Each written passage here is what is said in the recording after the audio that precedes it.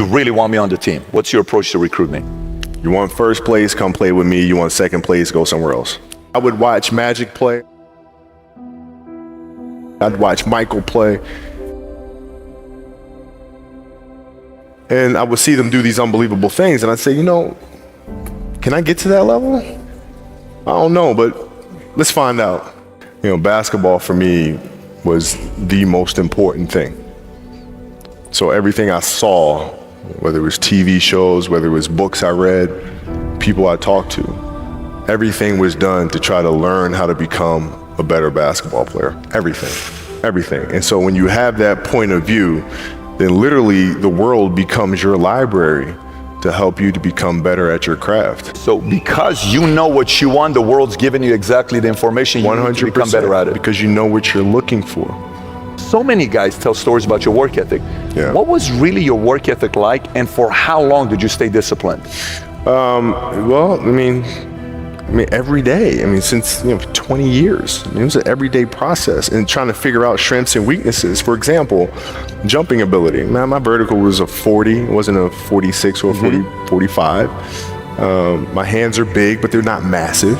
Right? So you got to figure out ways to strengthen them so your hands are strong enough to be able to palm a ball and do the things that you need to do. Quickness, I was quick, but not insanely quick. I was fast, but not ridiculously fast. Right? So I had to rely on skill a lot more. I had to rely on angles a lot more. I had to study the game a lot more. And but I enjoyed it though. So like from the time I can remember when I started watching the game, I studied the game and it just never changed. It's a good separation for me, emotionally, to be able to put myself in a place where at practice or when I'm training or during games, I switch my mind to something else, switch my mode into something else, right? For me, it's the equivalent of Maximus Decimus Meridius in Gladiator picking up the dirt, smelling the dirt. It's go time, right? So that was my mental switch. It was like an actor getting ready for a film. You got to put yourself in that cage. When you're in that cage, you are that character. And then when you leave there, it's something completely different. But when I'm in that cage, bro, don't fucking touch me. Don't talk to me. Just leave me alone. How did you get mentally and emotionally so strong where it doesn't bother you? Well, you got to look at the reality of the situation. Like for me, it's not, you kind of got to get over yourself. Like it's not about you, man. Like, okay, you feel embarrassed. You're not that important. Like, get over yourself. That's where you go. Get over yourself, right? Like you're worried about how people may perceive you, and like you're walking around and it's embarrassing because you shot 5 air balls. Get over yourself, right? And then after that, it's okay, well, why did those air balls happen? Got it. High school, year before, we played 35 games, max, right? Week in between, spaced out, plenty of time to rest. In the NBA, it's back to back to back to back to back to back to back. I didn't have the legs. So you look at the shot, every shot was online, but every shot was short, right? I gotta get stronger. I gotta train differently. The weight training program that I'm doing, I gotta tailor it for an 82-game season so that when the playoffs come around, my legs are stronger and that ball gets there. So I look at it with rationale and say, okay, well, the reason why I shot air balls is because my legs aren't there. I go, well, next year they'll be there. That was it. Done. Were there some names that you looked at and says, these 3 guys are as crazy as I am? I at the time, I deal with what I've referred to as Goat Mountain. I went to Goat Mountain and I talked to Magic, Michael, Bird, Hakeem Olajuwon, Jerry West, Oscar Robinson, Bill Russell. So I would talk to them. What did you do?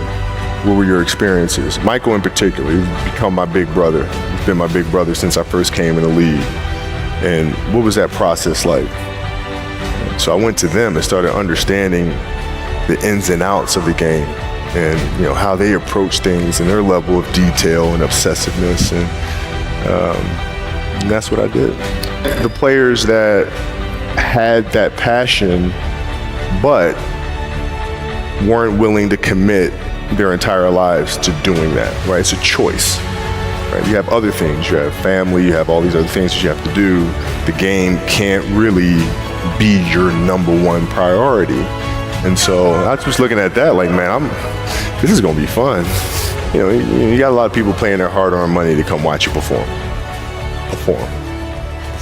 It's your job to be in shape. It's your job to be strong enough to perform at that level every single night. And as a competitor, I'm not ducking shit. Like, it's not, oh my God, my back hurts, I'm sore, we gotta play Vince Carter and Toronto Raptors tonight. We actually had this happen. We had a game against Toronto in 2000, and Vince was tearing the league up. My back was jacked. But like the perception of that, like, what? Kobe's missing the game against Toronto and Vince Carter because, man, my back was really spasming. But people will be like, what? Oh, he's ducking Vince. Excuse me? No, I don't think so. So I would be in the layup line like, okay, there's a lot of days where, you know, you can rest and recover. Today ain't one of them. Your back can bother you any other day. That shit ain't bothering me today. He gonna have to see me today. If you're looking at a big investments you got to make, what is the decision-making process there? Do you call, is there, first you do your own research, you take this much time, you call an advisor, is there a system you follow? It's pretty simple for me. It's do you understand the business? Is it a business that you can help in some form or fashion?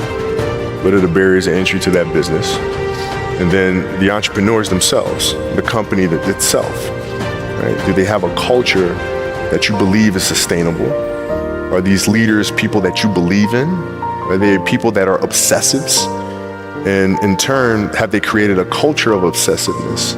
So I tend to look at those 4 factors, and that's it. That's big right there, by the way. I don't know if you guys caught that right there. That's pretty massive right there. Same determination. What's your current work schedule look like today? It's different because I personally am not writing every word of the novels. I am not animating the films. What I have to do now is make sure that the people that we bring in, these obsessives that we bring in, are challenging themselves to do the best job that they think they can do. That's what I'm there for, is for them to constantly look in the mirror and self-assess and challenge themselves. If we have a project and you're saying, okay, I can do that, that's not the project we want. The projects that say, I don't know if I can animate that. I don't know how to write that story. I don't know how to do that. Those are the things we want, because through that curiosity, you'll reach a level that you didn't think was possible. And so running the studio, that's what I'm doing. You're playing against the Golden State Warriors. Score is 107-109. You guys are close to getting into the playoffs. You know exactly what happens in the game. You go up, you're about to take your shot, and then all of a sudden, boom, Achilles happens, right? He went and hit the free throws, and then you walked off the stage, and then you got the surgery done. I went in the trainer's room, my kids are in there, and you know, they're looking at you and stuff, and I'm looking at them, and I'm like, you know, it's all right, Dad's gonna be all right. It'll be fine, it'll be all right, it'll be all right, it'll be all right. As a parent, you gotta set the example. You gotta set the example. This is another obstacle.